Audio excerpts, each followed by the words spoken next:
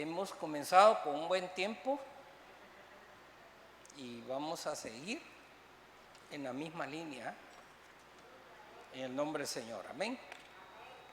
Así que en eso estamos y en eso nos vamos a sostener. Amén. Bueno, hoy vamos a tener el tiempo de la administración de la palabra y nos vamos a Hebreos 5, versículo 13. Hebreos 5, 13. Antes de darles la palabra les quiero dar un anuncio. Y es que el servicio de las 8 va a durar hasta las 10. Y el que empezaba a las 10, vamos a empezar a las 10:30 para que termine a las 12:30, para que nos dé un espacio de tiempo justo para terminar a las 10 y no estar apretados con el tiempo que a las 10 ya empezamos el siguiente.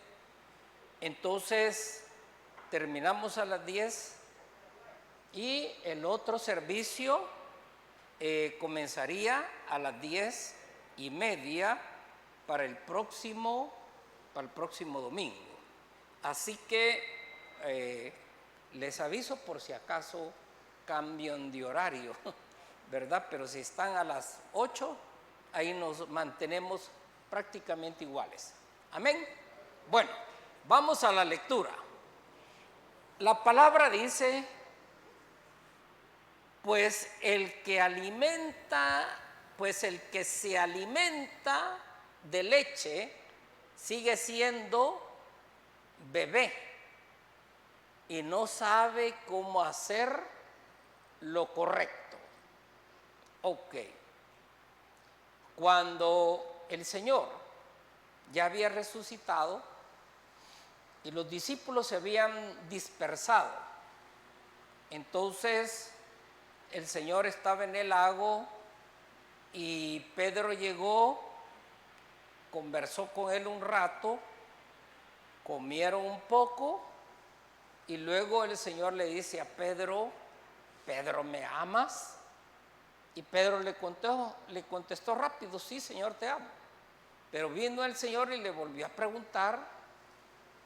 No era por gusto que le preguntaba. Y le preguntó 3 veces: ¿me amas? En la tercera, Pedro le contestó: Señor, tú sabes que te amo. Entonces se puso a llorar. Entonces, ¿por qué lloraría Pedro?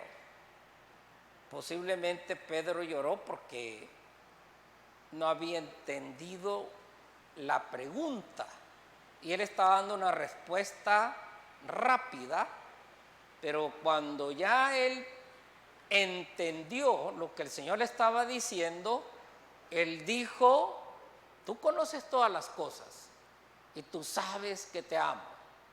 Entonces ya cuando él contesta esa pregunta que el Señor le hace, viene el Señor y le dice: apacienta mis corderos.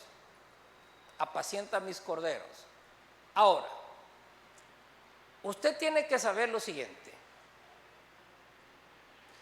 el ministerio de Jesús fue venir a levantar una iglesia, venir a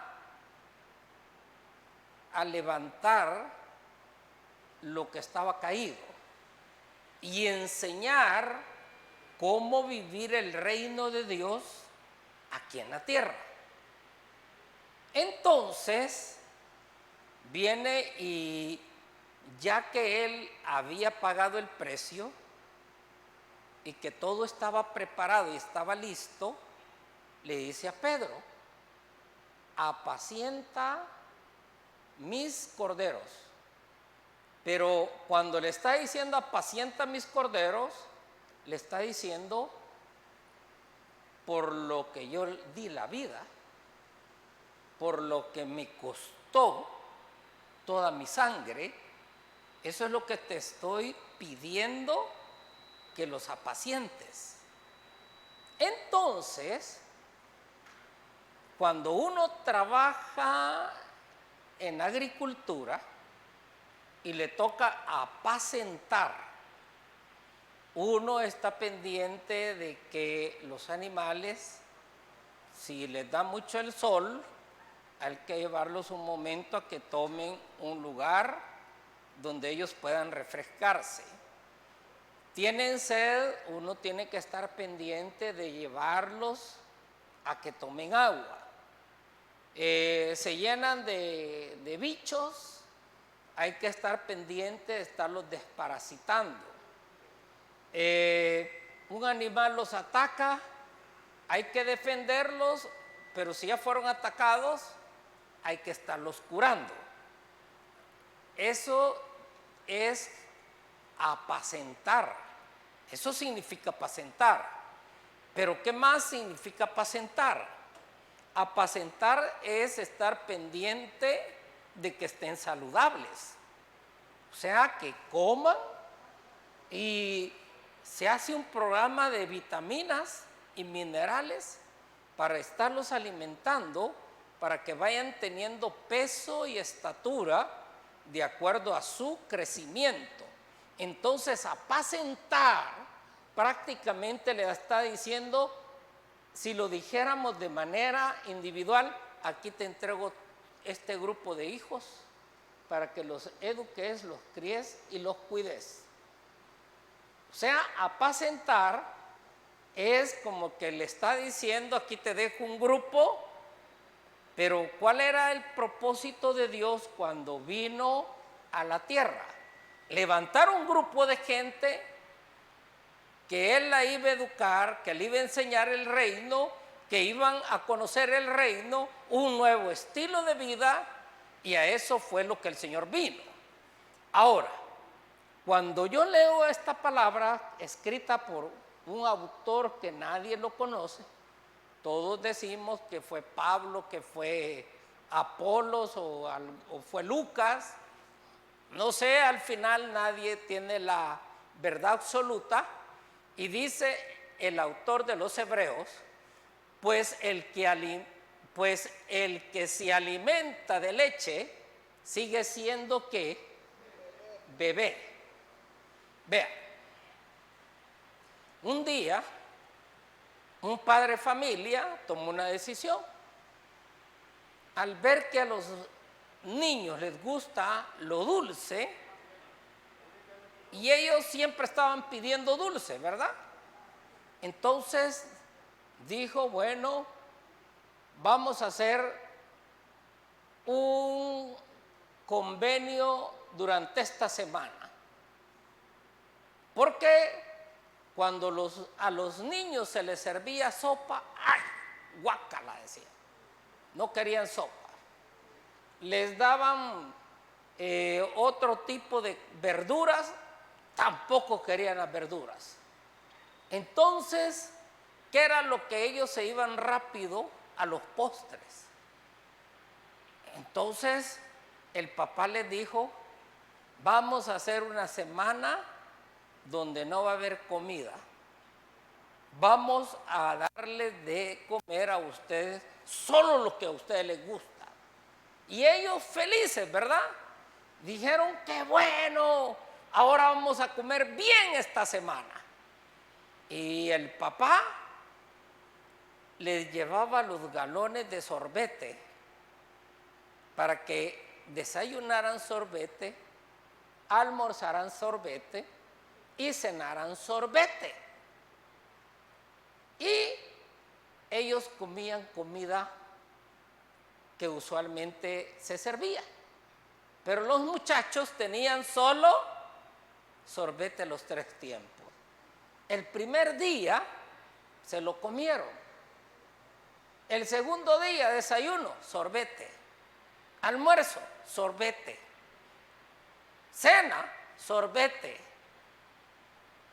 El segundo día le dijeron, papá, ¿y por qué no nos das de comer de manera diferente? ¿Y que no querían ustedes sorbete, pues? yo les estoy dando gusto a ustedes. Yo les doy lo que yo creo que les va a ayudar, lo que es saludable para ustedes, pero ustedes no lo quieren.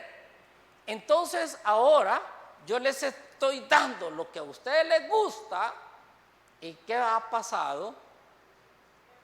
Que renunciaron al segundo día a la dieta de sorbetes. ¿Vea? Entonces, ¿qué quiere decir? Que el mayor, el experimentado, sabe por qué le da de comer cierta dieta a los muchachos para que ellos puedan crecer sanos, fuertes, pero ellos no entienden. Ellos hay cosas que las rechazan, que no las quieren, se oponen, pero cuando ya se hizo el convenio, ellos mismos renunciaron al sorbete. ¿Qué les quiero decir con lo que les hablé? Pues el que se alimenta de leche sigue siendo bebé. A un niño recién nacido hay que alimentarlo con leche. Hay que darle leche. ¿Por qué? Porque es lo que conviene. Pero llega cierto momento en que hay que cambiarle la dieta y hay que irle suministrando otro tipo de alimentos complementarios y se le empieza a dar cereal. Y entonces el cereal, ¿qué hace? Les quita un poco el hambre, ¿verdad? Porque los niños solo comiendo quieren pasar y durmiendo. Entonces, pero llega cierta edad en que el niño empieza a comer otra comida ya procesada, pero ya sólida. Hasta que llega un momento en que él empieza a comer sólido. Ahora, ¿por qué se le quita la leche y lo empiezan a llevar en la transición de leche a sólido? Porque si él sigue tomando la dieta de leche, no se va a desarrollar, no va a crecer, no se va a fortalecer. Entonces, para crecer, fortalecerse y desarrollarse, se necesita ser alimentado con sólido. Entonces, cuando alguien comienza, va a necesitar leche, pero después de haber tomado leche por un tiempo, se necesita hacer el cambio y llevarlo a consumir sólido. Ahora, ¿qué sucede? Que cuando el niño bebe leche, lo chinean para que coma.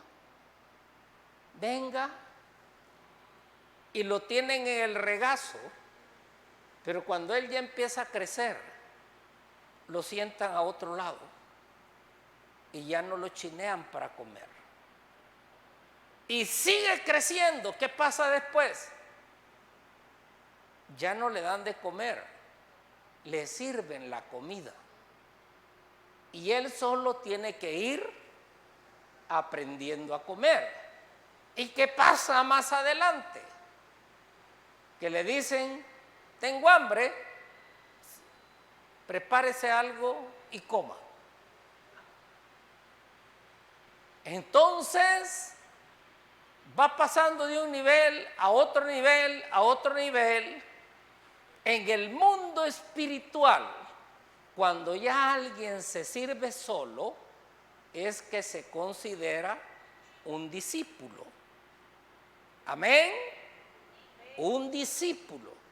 Entonces, ¿cuál es el trabajo que hay que hacer con todos los que se van agregando al cuerpo de Cristo?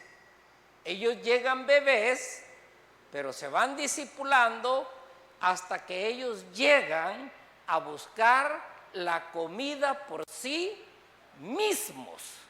Entonces, cuando ya ellos se sirven solos y comen solos, ¿quién es responsable por ellos?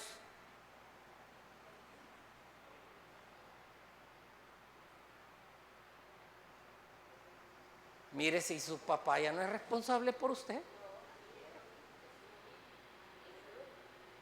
¿verdad que les costó llegar ahí, verdad? Hay un momento que el pastor ya no es responsable de ustedes, porque ustedes tienen que aprender a alimentarse, tienen que aprender a servirse y ser responsables de su vida espiritual. Amén. Yo les voy a decir, yo tengo 3 hijos, pero yo no soy responsable de ellos. Ellos se mantienen por sí mismos. Ellos ya alcanzaron una edad donde son independientes. Ya no es responsabilidad mía vestirlos, estar pendiente de qué comen, qué hacen. Bueno, ya ni sé qué hacen al final, pues. ¿Por qué? Porque mi tiempo y mi responsabilidad ya pasó, ya pasó. Entonces, dice el escritor a la epístola y dice, pues el que se alimenta de leche sigue siendo bebé y no sabe cómo hacer lo correcto. Aquí viene los sobreprotectores, los papás sobreprotectores. Mire, llega el niño, el muchacho a los 13 años y el papá y la mamá lo rasuran.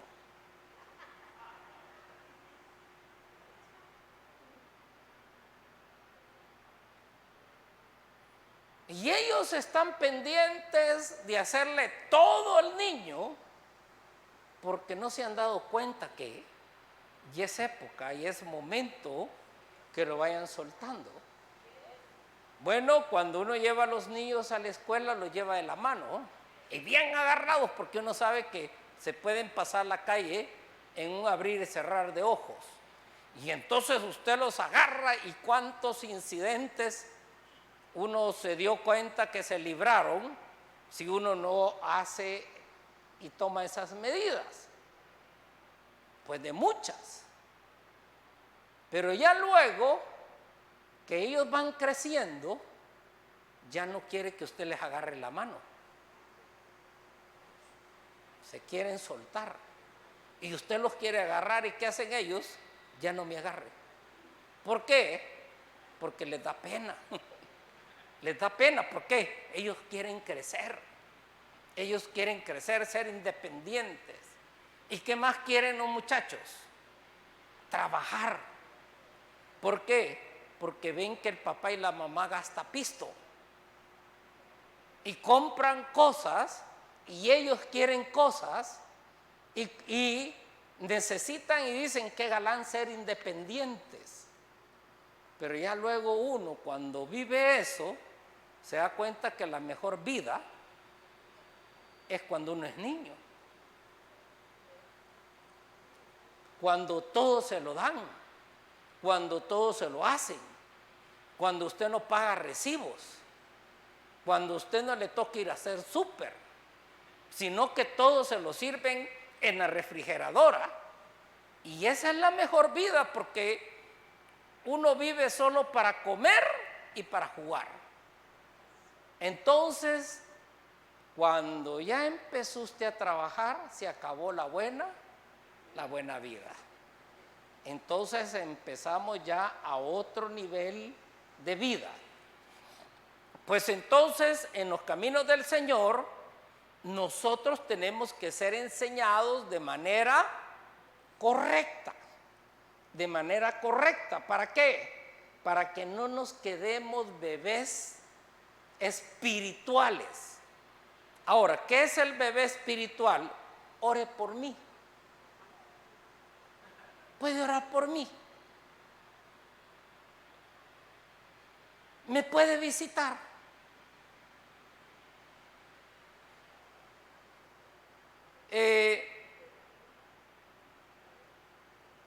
no me saludan. ¿Acaso el discípulo qué le toca hacer? Ya él tiene que trabajar. ¿Y qué es lo que tiene que hacer? Ganar almas, atender nuevos, hacer crecer el cuerpo de Cristo. ¿Por qué? Porque él ya pasó su etapa y su tiempo de bebé y tiene que madurar y llegar a alcanzar la madurez espiritual, o sea, llegar a adulto. Eso es lo que se le llama. Vamos a pasar al siguiente pasaje.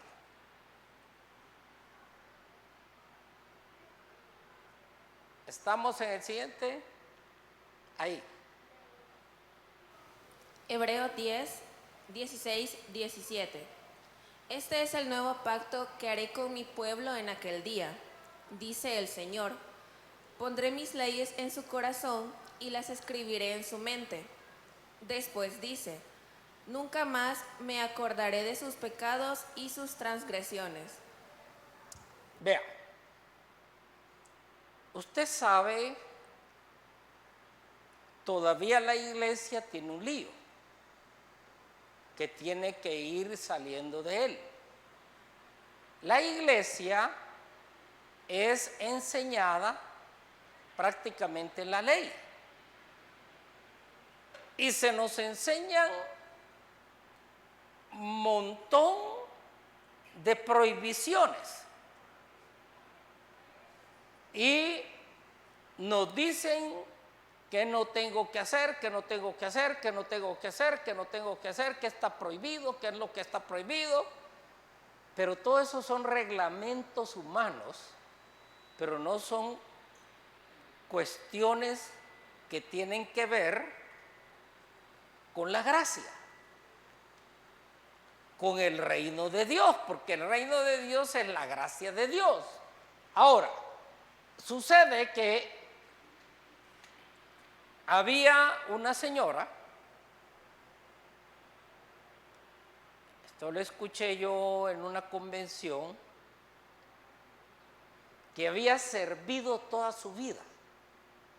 Prácticamente se convirtió y ella se dedicó a servir completamente, pero en eso ella tuvo un problema de salud. Y llegaba el pastor a visitarla para asistirla y orar por ella.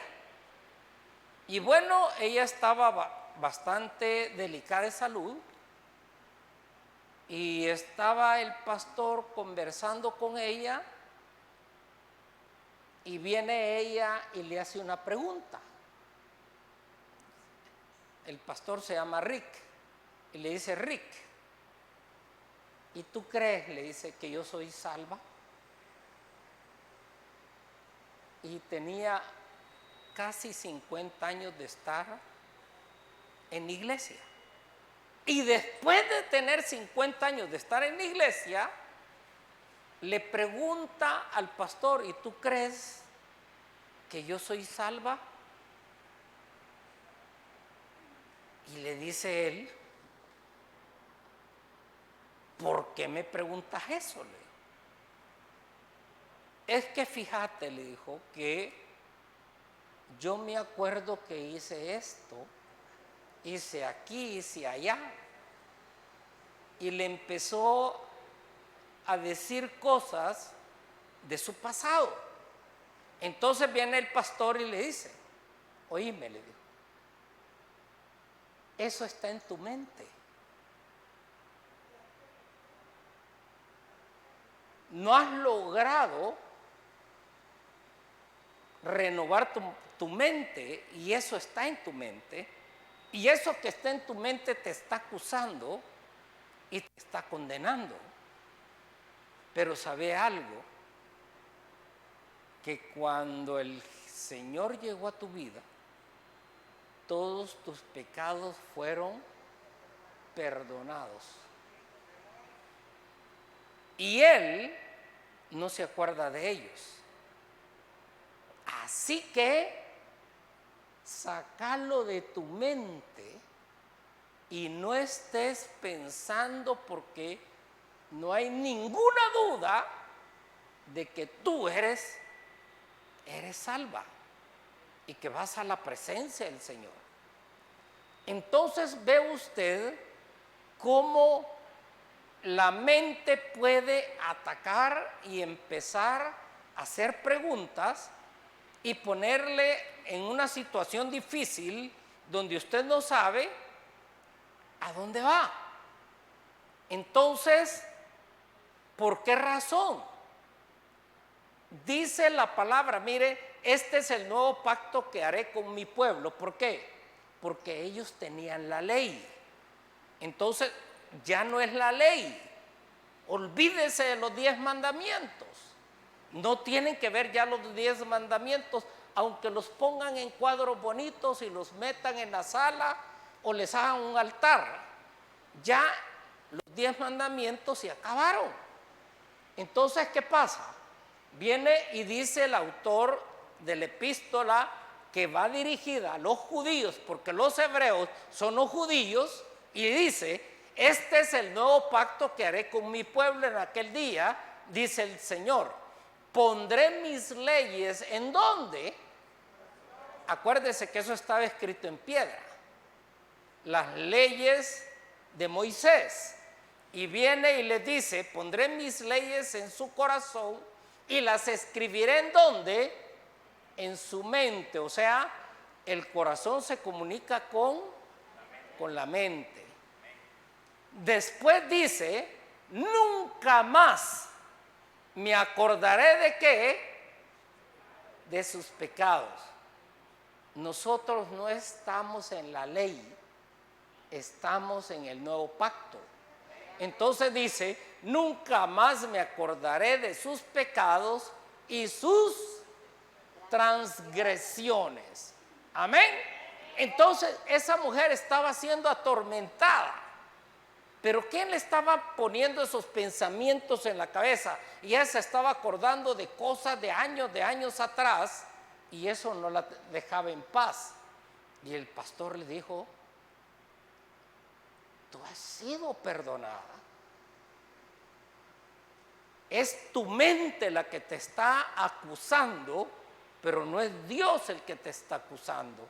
El Señor ya no se acuerda de tus transgresiones, ni se acuerda de ninguno de tus pecados.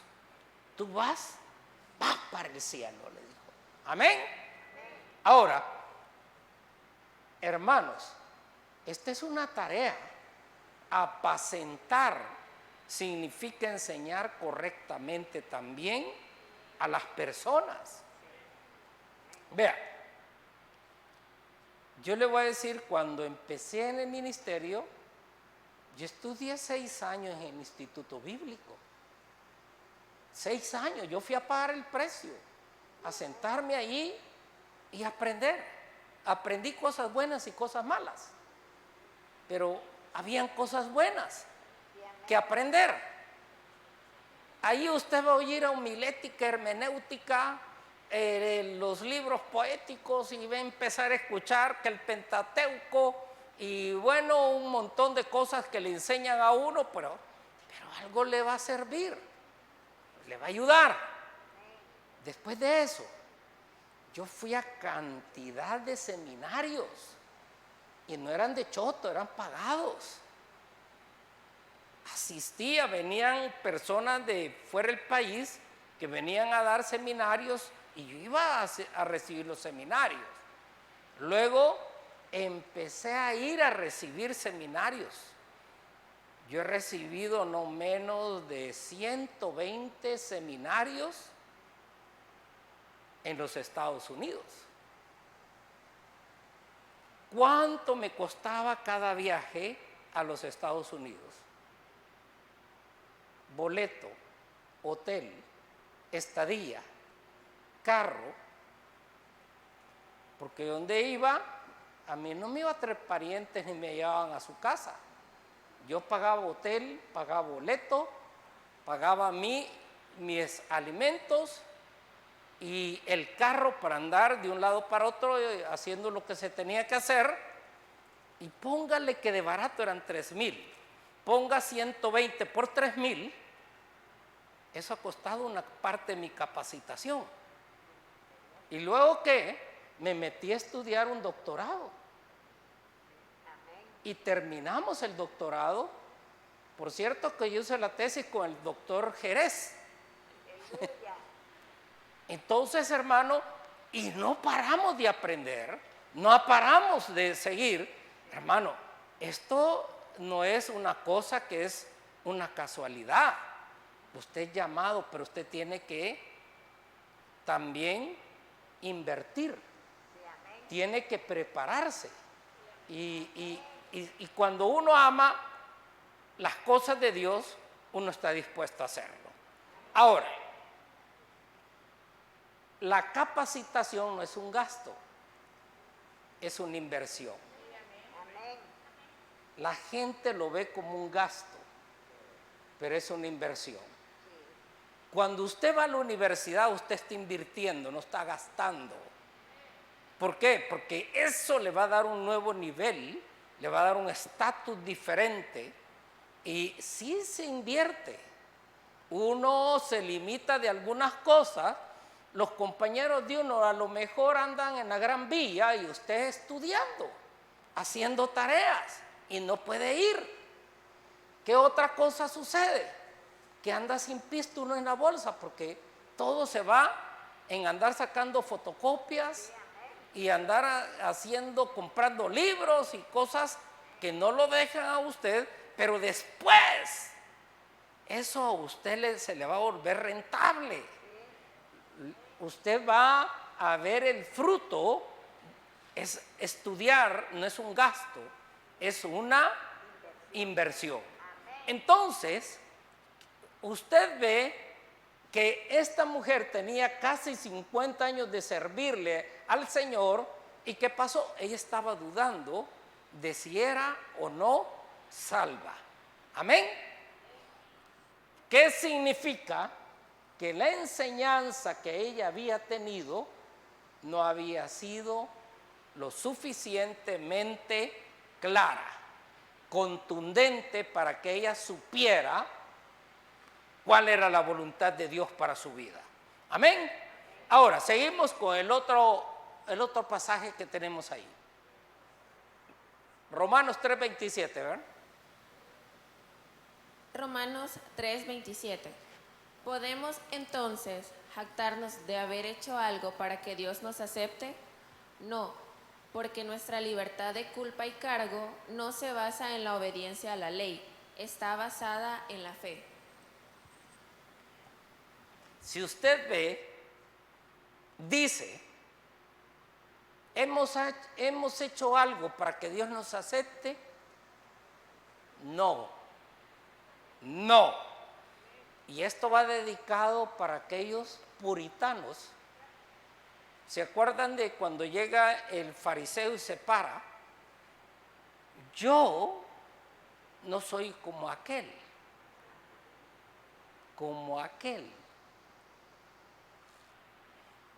Yo me congrego, yo ofrendo y diezmo, ayuno. Ese ayunaba 2 veces a la semana. Hoy ni siquiera medio ayuno se hace a la semana, pero ese hombre hacía 2 ayunos a la semana, imagínense. ¿Y qué más hacía? Él dice, bueno, cumplo la ley.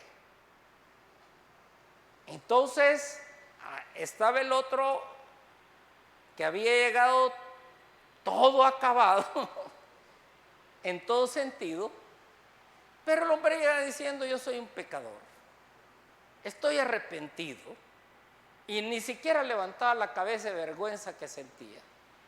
Y Jesús dice, ¿quién de los dos se ha ido justificado para su casa? Yo le digo que el fariseo. Si a mí me hubieran preguntado en ese momento, yo le digo el fariseo. Pero como el Señor no piensa como usted y yo pensamos, Él piensa diferente. El arruinado se fue justificado. ¿Quién se fue justificado? El pecador, el bolo, el mujeriego. Ese se fue justificado y el santo se fue condenado. Se fue condenado el santo. ¿Y por qué se fue condenado?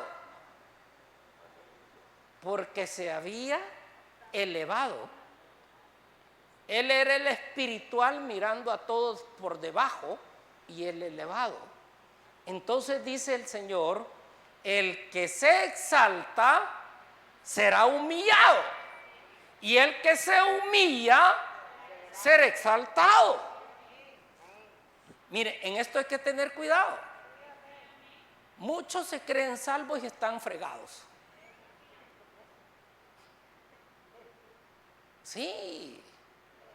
Por eso dice, si el justo con dificultad se salva, entonces mejor mire su salvación y deje de andar viendo la del otro. Porque por andar viendo el otro usted peca, ¿verdad? Anda condenando al otro y el otro posiblemente se va a ir justificado y yo por andar calificando al otro me voy a ir condenado. Eso se llama crecimiento espiritual. Dejemos de ser bebés. Los bebés son los que se juntan para andar diciendo, mira, esa hermana nunca cambia, ese hermano igual como vino, nada ha cambiado, mira qué fruto tiene, nada tiene, que no sé qué. Esos son los que andan haciendo los grupitos precisamente para condenarse. Entonces usted mejor fíjese, venga lo que venga. ¿A qué vino? A adorar a Dios. ¿A qué vino? A darle gracias a Dios. A eso he venido. Yo no he venido a ver el pelo de nadie. Yo no he venido a ver el vestido de nadie. Yo he venido a tener un encuentro con el Señor, a gozarme con el Señor, a levantarle las manos a mi Dios y a decirle gracias, Señor, por haberme tomado en cuenta y tener misericordia de mí. Amén. Entonces, dice la palabra, aquí el apóstol Pablo ya, ¿podemos entonces jactarnos de haber hecho algo para que Dios nos acepte? No, porque nuestra libertad de culpa y cargo no se basa en la obediencia ¿qué?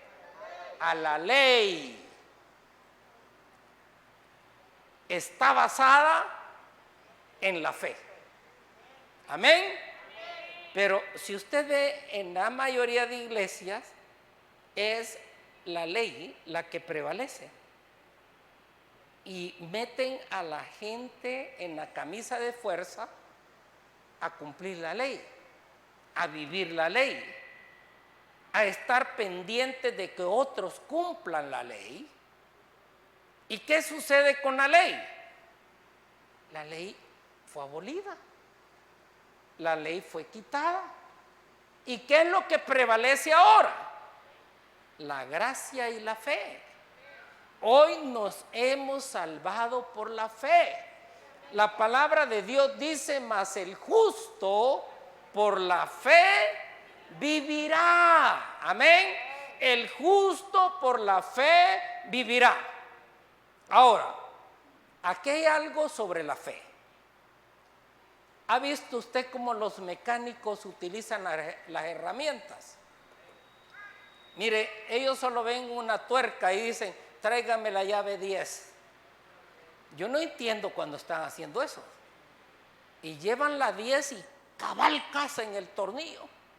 Luego, no, tráeme la no sé qué, la número tal. Y cuando ya le llevan a la número tal, justo, solo miran el tornillo y ya saben, o la tuerca, y ya saben la llave que ellos necesitan.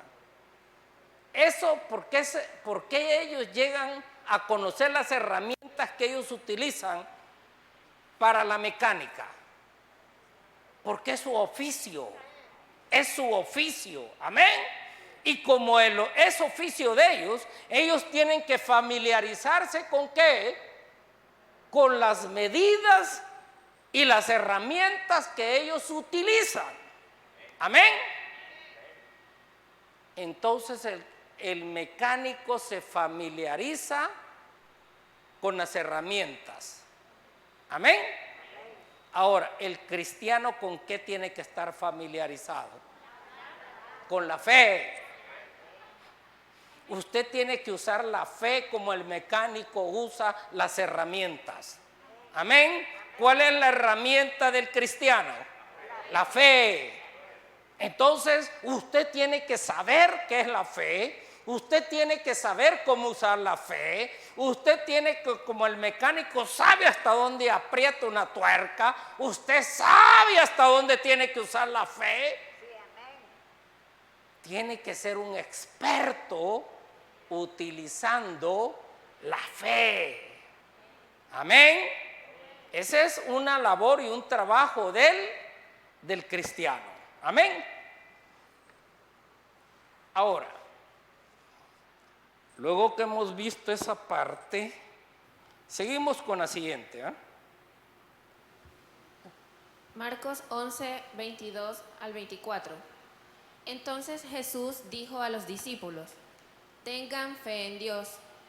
Les digo la verdad, ustedes pueden decir a esta montaña: levántate y échate al mar, y sucederá. Pero deben creer de verdad que ocurrirá y no tener ninguna duda en el corazón. Les digo, ustedes pueden orar por cualquier cosa y si creen que la han recibido, será suya. Oh, ok, ahí hemos visto lo que la palabra dice. ¿Qué les dice el Señor a los discípulos? Tengan fe. ¿Cuál es la herramienta del cristiano? La fe. Esa es la herramienta. Usted tiene que saber cuándo usar la fe y cómo se usa la fe, amén. Esa es la herramienta que Dios le ha dejado a usted para que usted tenga victoria, amén. Ahora, dice, ustedes pueden decir a esta montaña. Entonces, ustedes, teniendo la herramienta de la fe, esa montaña, por alta, poderosa y grande que se vea, ustedes tienen la herramienta para que se mueva. Amén. Ustedes tienen la herramienta para mover esa montaña. Ajá. ¿Y qué dice? Que usted le va a decir, ¿verdad? Usando la fe, levántate, échate al mar y sucederá, pero deben de creer de verdad que ocurrirá y no tener ninguna duda en el corazón. Voy a pasar al siguiente pasaje porque vamos a avanzar un poco más. Léalo. Marcos 9, 14.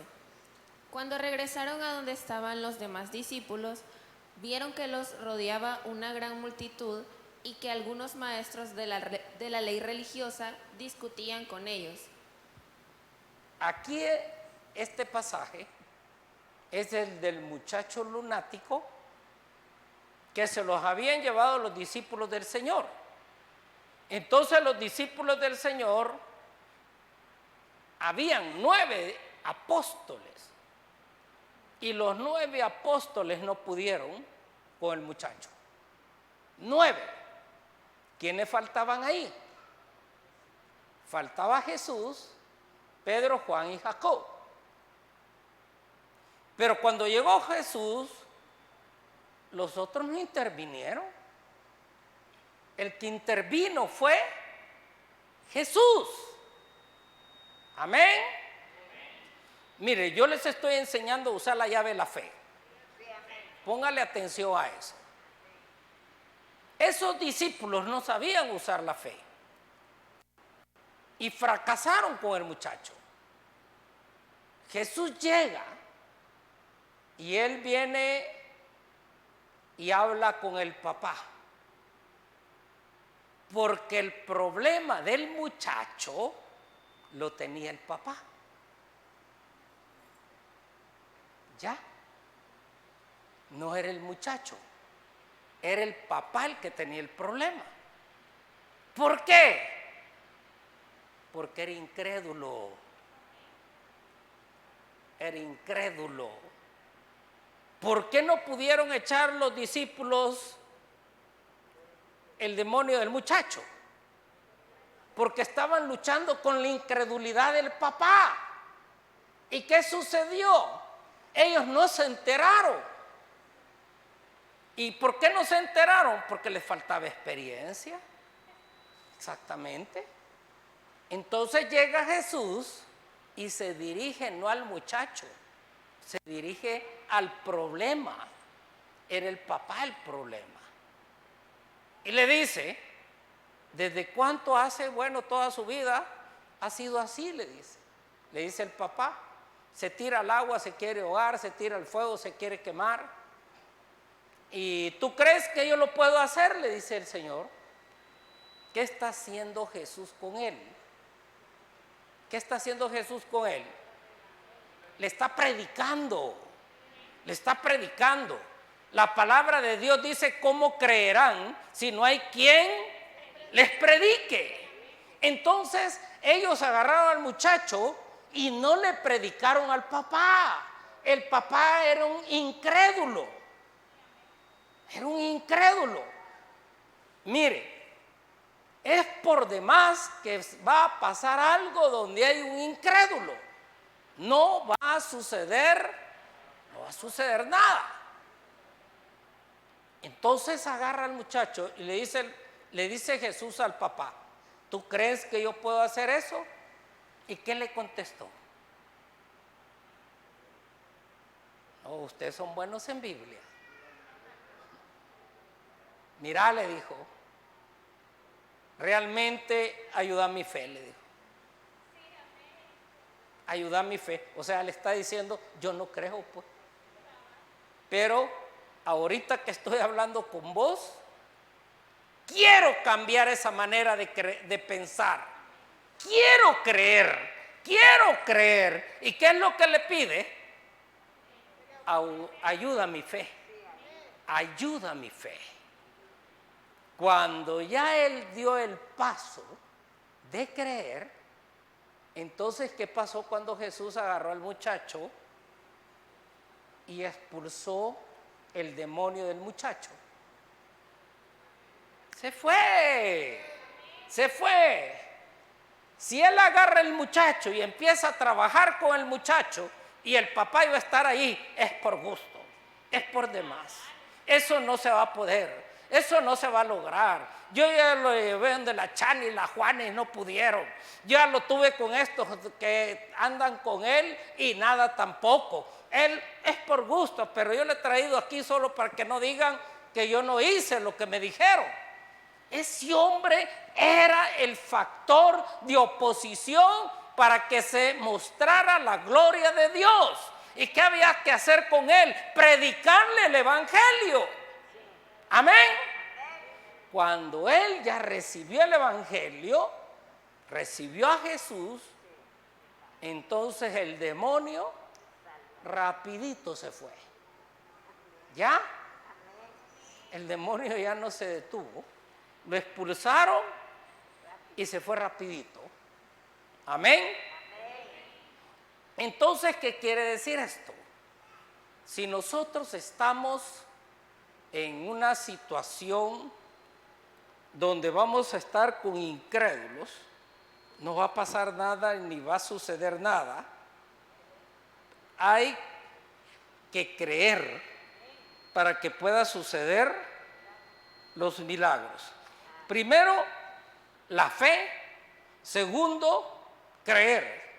Vamos a pasar al pasaje de Romanos 8:2, ¿verdad? Romanos 8, del 2 al 4. Y porque ustedes pertenecen a Él, el poder del Espíritu que da vida los ha libertado del poder del pecado, que lleva a la muerte. La ley de Moisés no podía salvarnos, porque nuestra naturaleza pecaminosa es débil. Así que Dios hizo lo que la ley no podía hacer. Él envió a su propio Hijo en un cuerpo como el que nosotros los pecadores tenemos. Y en ese cuerpo, mediante la entrega de su Hijo como sacrificio por nuestros pecados, Dios declaró el fin del dominio que el pecado tenía sobre nosotros. Lo hizo para que se cumpliera totalmente la exigencia justa de la ley a favor de nosotros, que ya no seguimos a nuestra naturaleza pecaminosa, sino que seguimos al Espíritu. Amén. Entonces, usted puede ver lo siguiente. Porque ustedes pertenecen a Él, o sea, a Jesús, el poder del Espíritu que da vida los ha libertado del poder del pecado.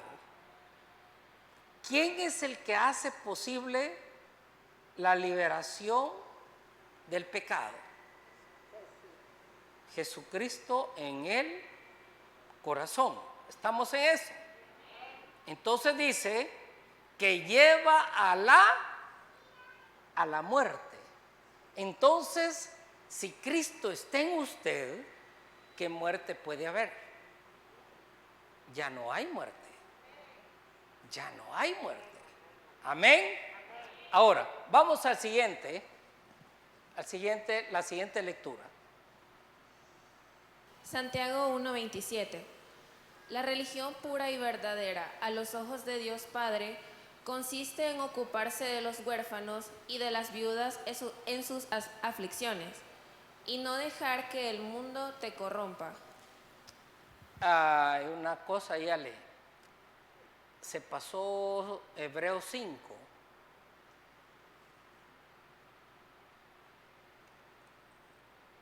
(5:8) o no lo tiene ahí. ¿No? Bueno. Entonces, el asunto es, dice, la religión pura y verdadera a los ojos de Dios Padre consiste en ocuparse. ¿De qué?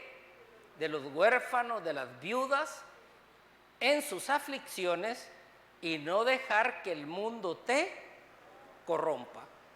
Entonces, no está diciendo que usted se va a ocupar de otro, pero ¿para qué? ¿Por qué se va a ocupar de otro? Para ayudarlo, para apoyarlo. Pero luego que se ocupa del otro para ayudarlo y apoyarlo, porque necesita su apoyo, luego se ocupa de usted. ¿Y de usted en qué? En que el mundo no lo corrompa a usted, no a otros. ¿Ya? Entonces, de otros, ¿de qué me voy a ocupar yo? De sus necesidades. Amén. Y de mí, de no ser corrompido. ¿Ya? Y no andar viendo que el otro no se corrompa. Porque posiblemente un corrompido está queriendo corregir al otro. Mejor mire si usted no está corrompido. Examínese y diga, voy a hacer lo mejor y me voy a mantener en lo mejor, usted. Y si se va a fijar en otro, es para ayudarlo a suplirle sus necesidades. Amén. Pero no para estarlo juzgando. Amén. Vamos al siguiente. Ajá. Santiago 2:8. Por supuesto, hacen bien cuando obedecen la ley suprema tal como aparece en las Escrituras. Ama a tu prójimo como a ti mismo. Vea, esta se conoce la ley suprema. La ley suprema. ¿Cuál es la ley suprema? Amar a tu prójimo como a ti mismo. Amén. Ama a tu prójimo como a ti mismo. Entonces dice, por supuesto, hacen bien cuando obedecen la ley suprema, tal como aparece en las Escrituras. Ama a tu prójimo como a ti mismo. Vea, esta cuestión de amar al prójimo, cuando alguien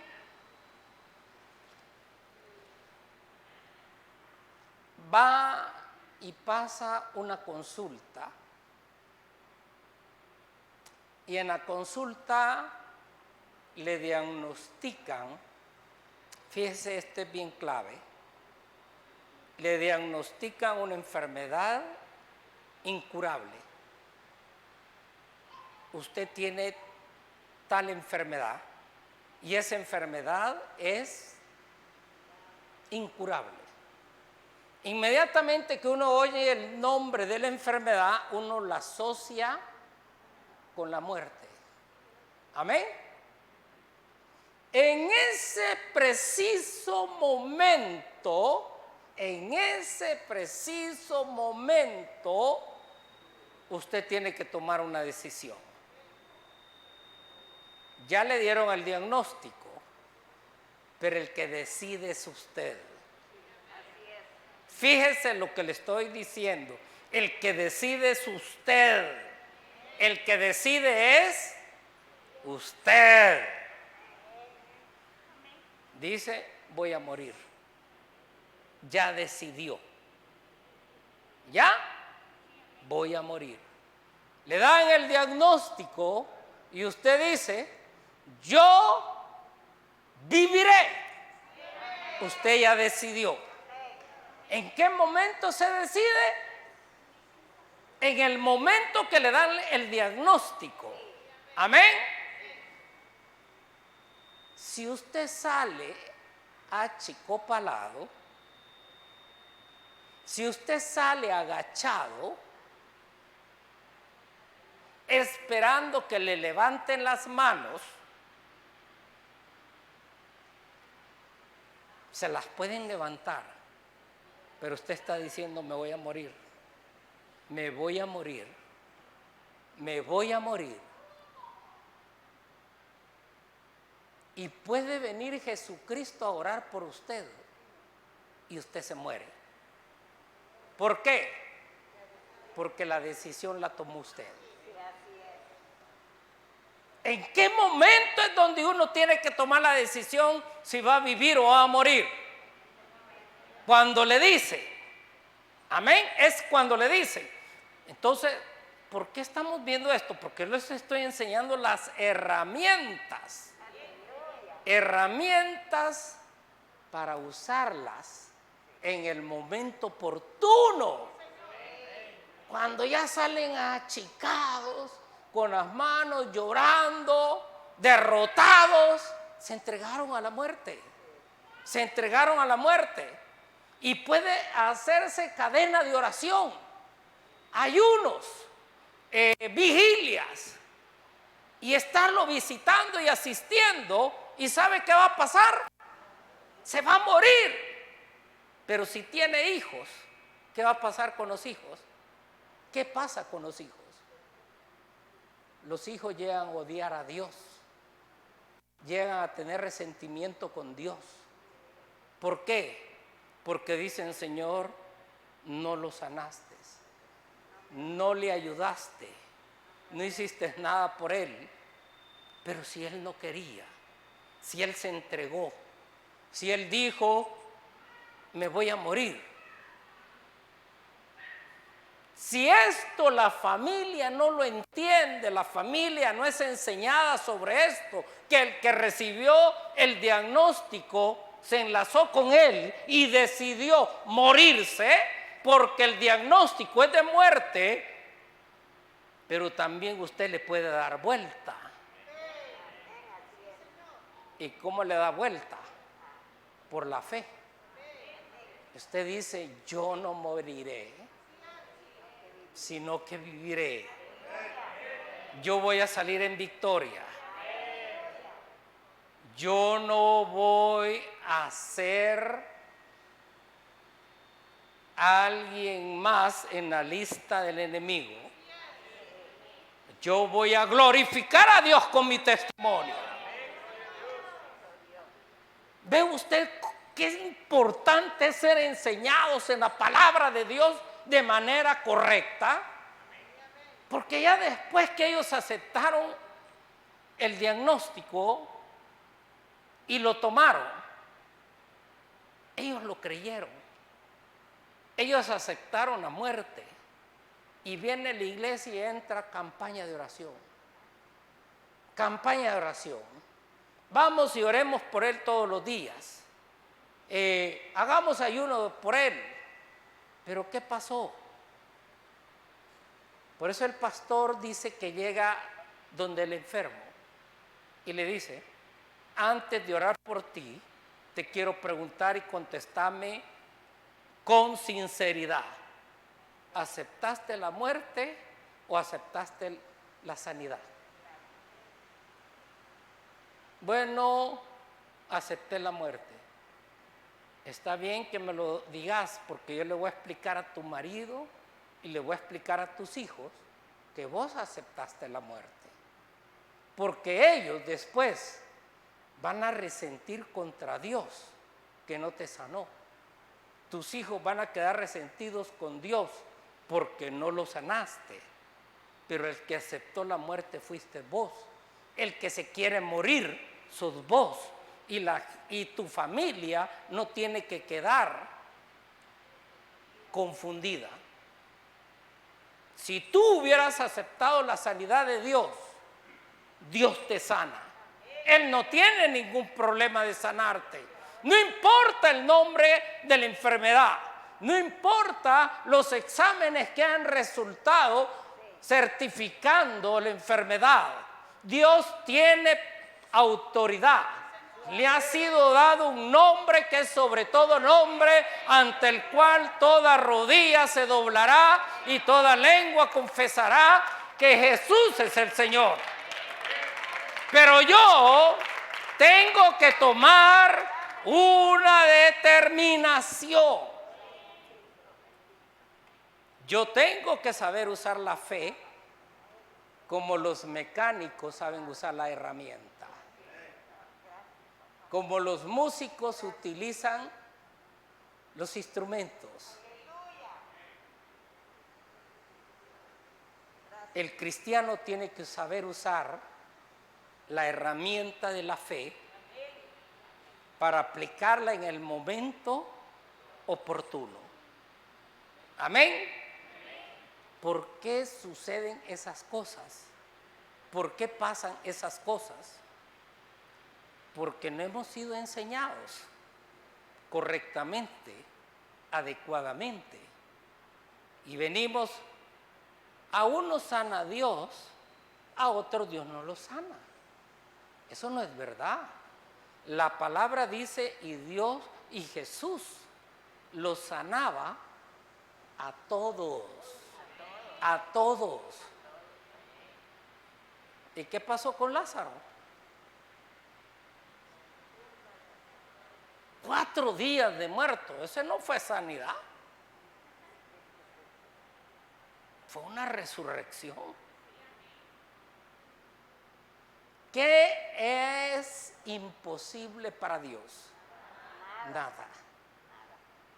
Pero Él le pregunta a uno, ¿crees que lo puedo hacer? Cuando se le avienta el leproso y le dice, Señor, si quieres, le dice, puedes sanarme. ¿Y qué le dijo le dice Jesús?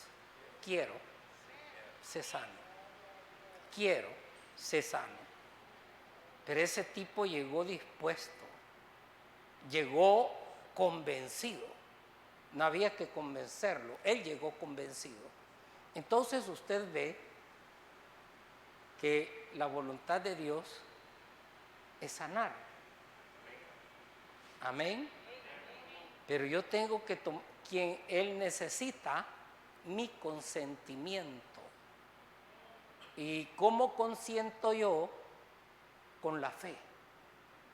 Lo imposible se hace posible. Amén. Bueno, vamos a darle gracias a Dios, oramos. Y primero Dios, ¿se recuerdan? El otro domingo empezamos el nuevo horario. Amén.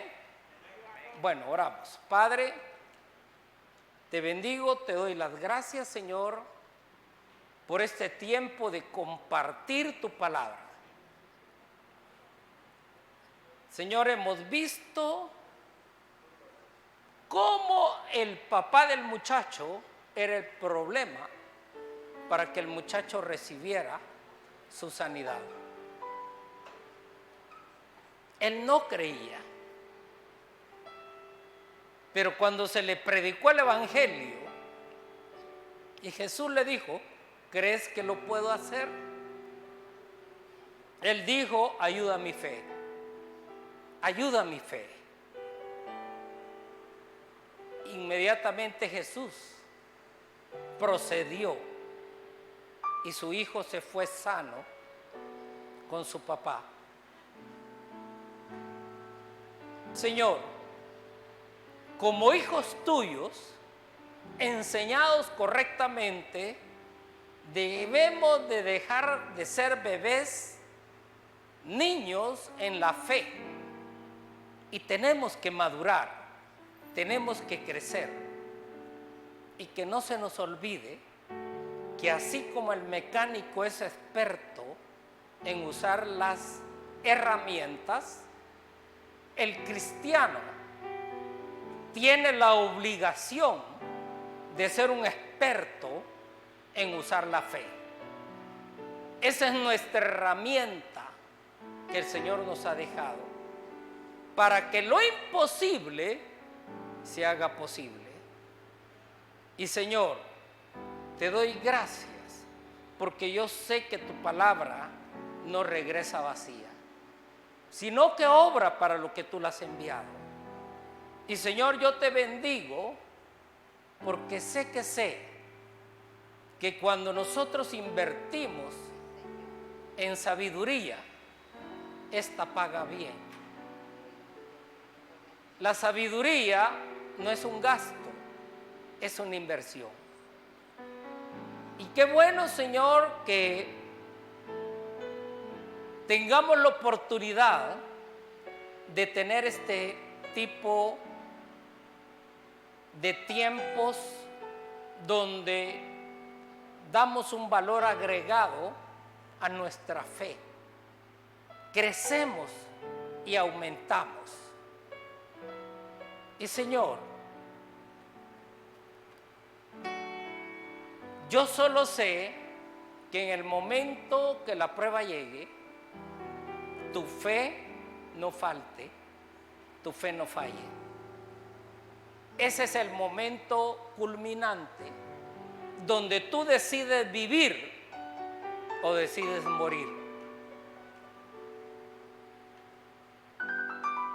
Luego, nada se puede hacer. Habrá desfile de oración, campañas de oración, pero la suerte está echada.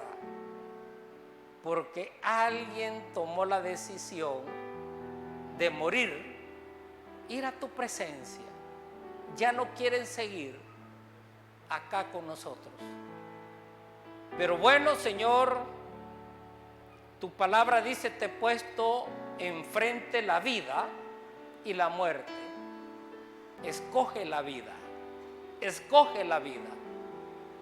Y qué bueno, Señor, que nos has ilustrado cómo usar la herramienta de la fe. Y te pido que cada día crezcamos y maduremos en este camino y no nos apartemos de él.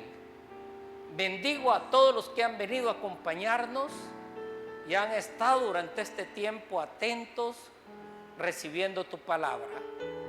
Y Señor, te pido que esta semana que se comience este día sea para bendición, aumento, para que fructifiquen, para que todo aquello que ellos toquen sea para bendición y multiplicación.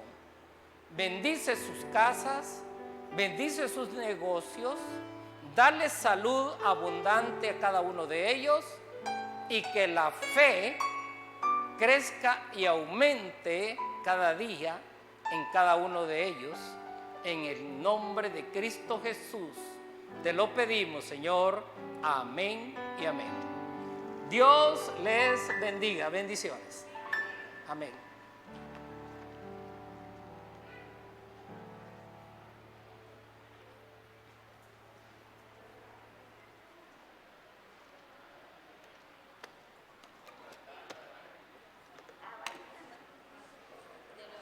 Amén. Gracias por la palabra.